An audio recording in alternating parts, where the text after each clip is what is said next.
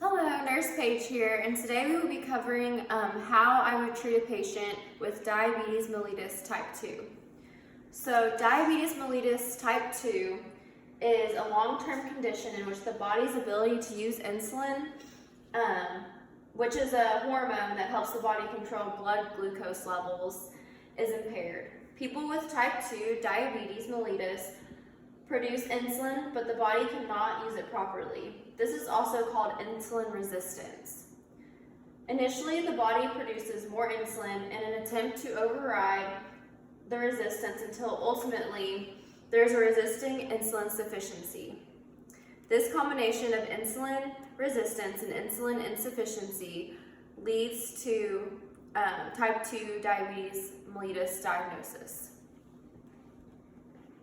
So, for my nursing assessment, if I was to be treating a patient with type 2 diabetes, what I would want to do is I want to assess their body mass index and visual acuity. I would perform examination of foot, skin, nervous system, and mouth, and I would run some laboratory examinations such as HbA1c, fasting blood glucose, lipid profile, microalbuminuria test, serum creatine level, urinalysis, and an ECG must be requested and performed. Of course, this would be upon the healthcare provider's requests. So what is an A1C test? So for this part of the assessment, that's just another term for glycated hemoglobin test. For this test, it indicates your average blood sugar level for the past 2 or 3 months. So normal levels would be below 5.7%, and then 5.7 and between 5.7 and 6.4 is considered pre-diabetes, so that means you're leading up to becoming a diabetic. And then if it's 6.5% or higher, and there's 2 separate tests taken, then this means that you do have diabetes. So some risk factors for getting this condition could be being over 40 years old, so it's primarily older adults. Being overweight, that's what kind of leads to it, especially, this is one of the main factors, is being overweight. Being of South Asian, Black African, or African Caribbean ethnic or origin, that can be a risk factor as well. That kind of plays in genetics. Having a close family member with type 2 diabetes, so that's also genetics. Having previous gestational diabetes, so if you've had that before, that's another risk factor.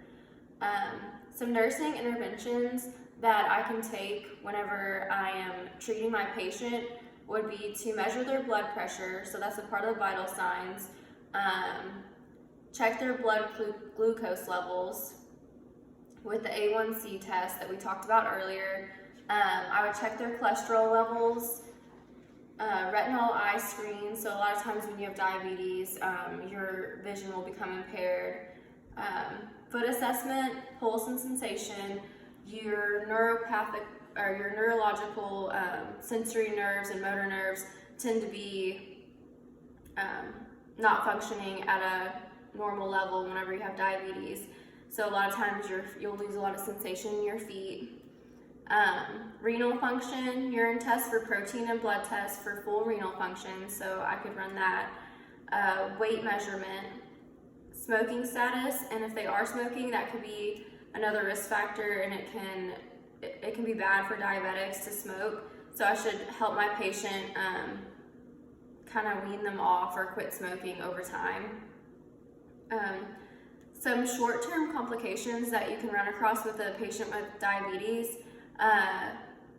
can be hypoglycemia. This means there's too much insulin or sulfonylurea medication and too little food intake. So if you're on one of these medications that you prescribe a diabetic and they don't take in enough food, then that can also cause them to become hypoglycemic. Too much or unexpected exercise, alcohol consumption, illness, or poor injection technique can also produce short-term complications. Some long-term complications that can happen are retinopathy. This is caused when you poorly control your diabetes. If you don't treat your diabetes in time and you just wait it out, then it can also lead to blindness for the most severe case scenario. And then people with diabetes are 4 times greater risk for cardiovascular disease than the general population, increasing the risk of stroke and myocardial infarction. Did I say that right? Infarction? Yeah. So if it's left untreated, it can cause you to have cardiovascular problems. Poorly controlled diabetes can damage the circulation and affect the sensory motor and autonomic nerves. If feet become ulcerated, there is poor blood supply to aid healing. This means that their feet, they can't feel the sensation, so they can become damaged way more easily than an average person without diabetes. Neuropathy is a major complication. High glucose levels can block the minute blood vessels that feed the nerve cells, starving the nerve fibers to cause sensory, autonomic, and motor neuropathy. So there's many complications that come along with this condition. I want to teach my patient to help prevent or to further complications from occurring or to kind of get their diabetes in control. I would want to help them with their nutrition especially. So if they're overweight, help them to provide a meal plan with a dietitian that will help them lose weight, or it will help them not spike their glucose levels, and it'll help them maintain like an even glucose level. Nutrition, meal planning, and weight control are the foundations of diabetes management. I'd want to consult a professional for them, so a registered dietitian who understands diabetes management has a major responsibility for designing and teaching this aspect of the therapeutic plan. The healthcare team should also have knowledge, not just the dietitian. So the healthcare team and other nurses must be knowledgeable about nutritional therapy and support of patients who need to implement nutritional and lifestyle changes. Weight loss, so the key treatment for obese patients with type 2 diabetes would be weight loss. When they ask me how much weight should I lose, maybe like 5% or 10% of the total body weight may significantly improve their blood glucose levels. Other options for people with diabetes and managing it would be diet education, behavioral therapy, group support, and ongoing nutritional counseling. These are some recommendations, and they're highly encouraged for patients with this condition. As far as labs and radiology go, when you're testing a patient to see how their diabetes, how severe it is, you would want to check the serum glucose levels. So increase 200 to 1,000 milligrams per deciliter or more. Serum acetone or ketones are strongly positive in patients with diabetes. Fatty acids, lipids, triglycerides, and cholesterol levels are elevated. Serum osmolality elevated, but usually less than 330 moles per liter. I think it's molarity per liter. Glucagon is elevated as well. Sodium may be normal, elevated, or decreased. Potassium is usually normal or falsely elevated because of cellular shifts. Phosphorus is frequently decreased. And then CBC may be elevated, and that indicates dehydration. Leukocytosis suggests hemo concentration in response to stress or infection. So you are at risk for infections when you have diabetes. BUN or BUN may be normal or elevated. And serum amylase may be elevated, indicating acute pancreatitis, a cause of diabetes. Thyroid function, increased thyroid activity can increase blood glucose and insulin needs. Urine positive for glucose and ketones, specific gravity and osmolality may be elevated. and cultures and sensitivities, possible UTI, respiratory or wound infections. So these are labs that you'll get back, and that's what they all mean for patients who have diabetes. This is the most common results that you get. There are a lot of medications that you can prescribe or give to a diabetic patient to help their condition. One of the most common ones is metformin. Generally, metformin is the first medication prescribed to type 2 diabetes. It works by lowering glucose production in the liver and improving your body's sensitivity to insulin so that the body uses insulin more effectively.